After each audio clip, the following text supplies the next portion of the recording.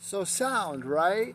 Every single one of us has brains, and sounds get put into our auditory part of our brains. Well, those two places within also store every sound that has ever been heard through your ears. Store it within those regions, in those tissue, right? And those sounds, those brains, because there's 4 hemispheres within the 2 hemispheres of the brains, are connected to the infinite, shot out to outer space. You know, the infinite light source that is finite through our flesh, here in time forever.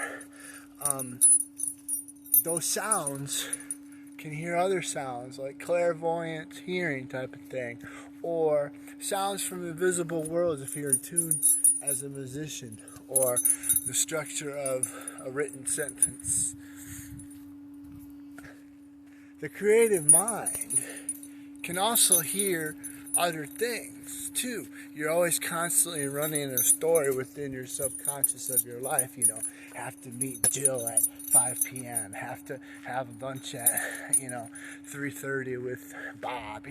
Type of business appointments, and keeping yourself on a steady paced track of wonderment and enticement, and keeping your mind engaged and focused into that reality conversation, that dialogue that pays the money, that somehow makes the sale, and you save your mortgage, type of thing. So sound, what I'm getting at, can create other sounds within your brains that can be misinterpreted from other parts of your emotional self that have been hurt and wounded, to try to turn the story and twist it around against you or for you. It doesn't really matter. It's just a yin and a yang of energy. The balance and the disharmony between the peace and the chaos, the duality of living on earth in your bones. And just be grateful. Be grateful you're still alive. So sound memory, like you can remember how, your first grade teacher sounded like. You can hear it as though it was yesterday.